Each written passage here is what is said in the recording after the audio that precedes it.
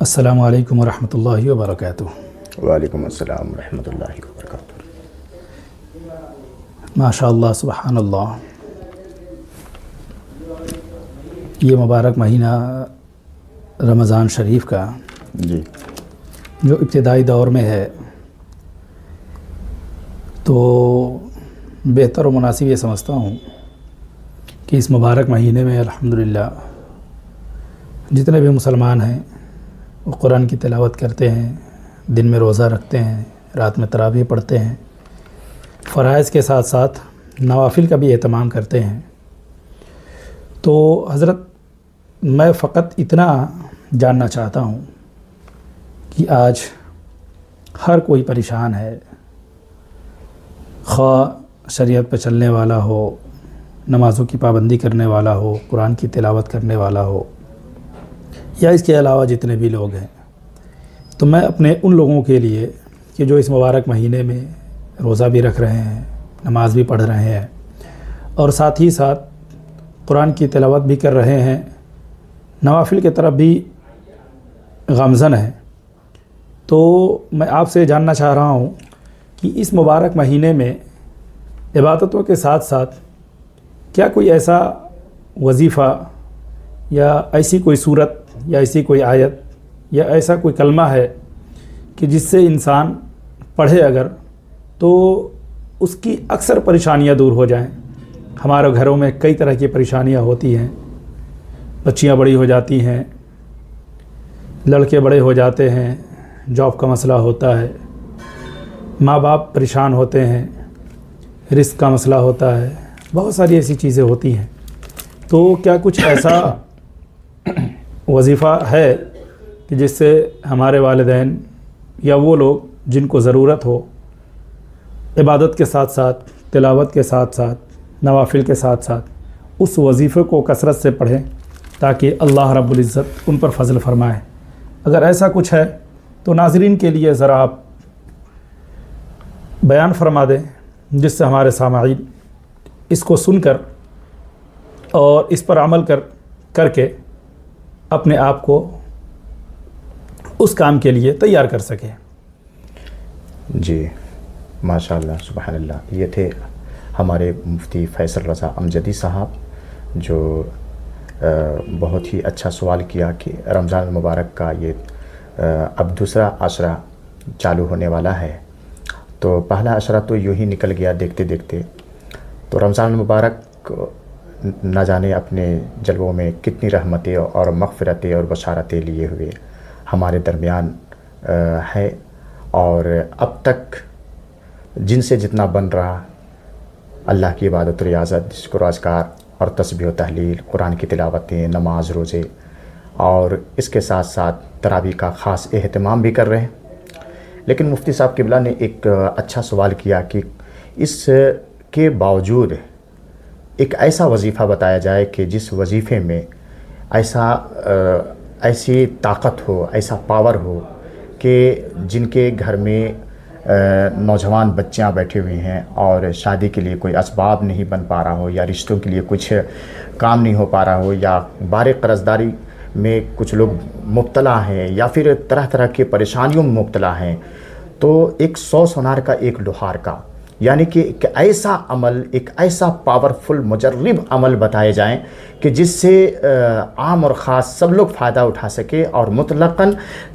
سارے گھر والوں کے لیے وہ بہتر ثابت ہو۔ جی جی یہی ہے سوال۔ جی جی جی تو ناظرین کرام،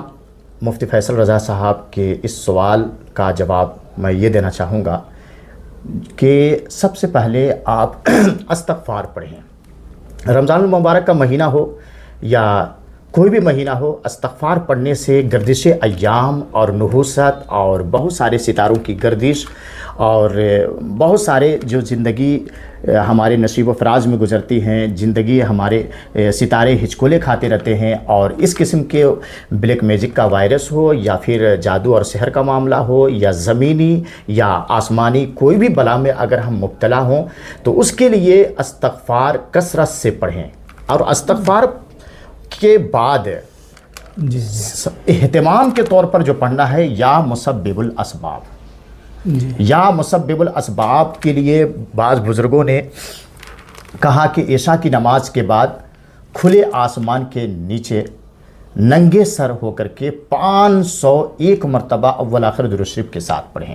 تو یہ غیر رمضان میں پڑھنے کا حکم ہے، لیکن اگر اس کو رمضان میں پڑھتے ہیں تو اس کا ڈبل فائدہ ہوگا. اب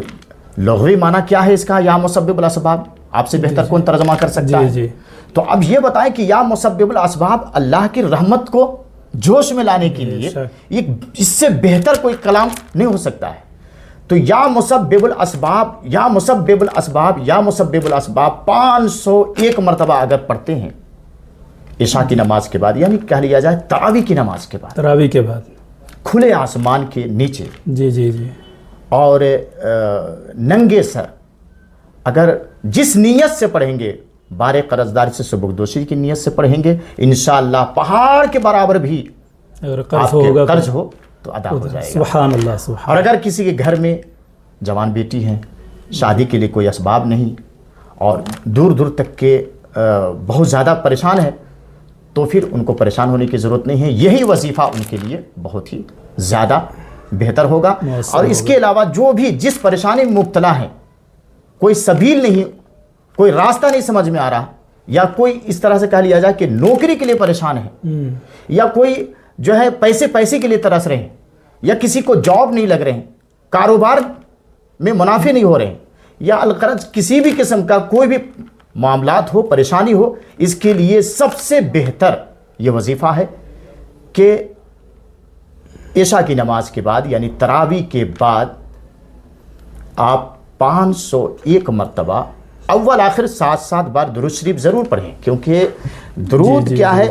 دعا کی مقبولیت کے لیے ایک سند بن جاتی ہے. بے شک حضرت عمر فاروق رضی اللہ عنہ کا قول بھی ہے جی کہ جس دعا میں اول و آخری درود شریف نہ پڑھا جائے وہ دعا زمین و آسمان کے درمیان معلق رہتی ہے، یعنی قبول نہیں ہوتی ہے. تو بہت عمدہ ہے. اور حضور یہ بھی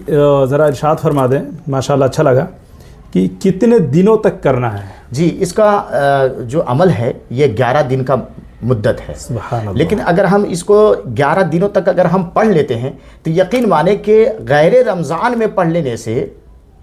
اتنا بڑا جب فائدہ ہوتا ہے، تو اگر اسی کو اگر ہم رمضان میں پڑھتے ہیں ایک عشرہ یا 11 دنوں تک اگر ہم کنٹینیو اس کو مسلسل اگر ہم پڑھ لیتے ہیں 11 دنوں تک، تو انشاءاللہ العزیز یہ عمل مکمل ہو جائے گا، اور ہم جس مقصد کے تحت پڑھیں گے اس مقصد میں مکمل طور پر ہمیں کامیابی ملے گی. سبحان اللہ سبحان اللہ. ہم لوگ جو سن رہے تھے پیر طریقت رہبر راہ شریعت حضرت صوفی طالب اطہر القادری صاحب، جنہوں نے بتایا کہ اگر کسی کو کوئی بھی پریشانی لاحق ہو، خواہ بچی بڑی ہو گئی اس کے لیے پریشان ہے، جاب کی ضرورت ہے، جاب ڈھونڈ رہا ہے لیکن سلیکشن نہیں ہو رہا ہے، کاروبار شروع کیا اس میں منافع نہیں ہو رہا ہے، قرض میں دبا ہوا ہے، قرض سے سبکدوشی چاہتا ہے، گویا کہ کوئی بھی پریشانی ہو، اگر وہ انسان چاہتا ہے کہ ان پریشانیوں سے سبکدوش ہو، ان پریشانیوں سے نجات پائے، تو عام دنوں میں بزرگوں نے جو بتایا کہ اگر اس کو پڑھتا ہے تو فائدہ ہوگا. تو یقیناً یہ مبارک مہینہ کہ جس میں ایک انسان اگر کوئی ایک چھوٹا سا عمل کرتا ہے تو اس کا کئی گنا فائدہ ہوتا ہے، تو اسی چیز کو مد نظر رکھتے ہوئے اگر کوئی شخص اس وظیفے کو یا مسبب الاسباب اگر 501 مرتبہ چھت پر عشاء اور تراویح کے بعد بغیر ٹوپی کے اگر پڑھتا ہے تو یقیناً جس مقصد کو لے کر کے وہ پڑھتا ہے 11 دن تک اول و آخر درود شریف 7 مرتبہ پڑھتا ہے، تو اللہ رب العزت اس وظیفے کے برکت سے اور اس مبارک مہینے کے برکت سے یقیناً اس کام میں اس کے لیے آسانی پیدا فرمائے گا. تو ہمیں چاہیے کہ جتنا جلد ہو سکے یا تو جمعرات سے یا جمعہ سے ہم اس عمل کو منتخب کریں، اور انشاءاللہ 11 دنوں تک اس عمل کو کریں. مقصد اپنے ذہن کے سطح پر رکھیں کہ ہمیں کس مقصد کے تحت اس کو پڑھنا ہے. ہر خاص و عام اس سے فائدہ اٹھائیں. اللہ رب العزت اس مبارک مہینے میں ہم سبوں کو کثرت سے عبادت و ریاضت کی توفیق عطا فرمائے اور عمل صالح کی توفیق عطا فرمائے. آمین.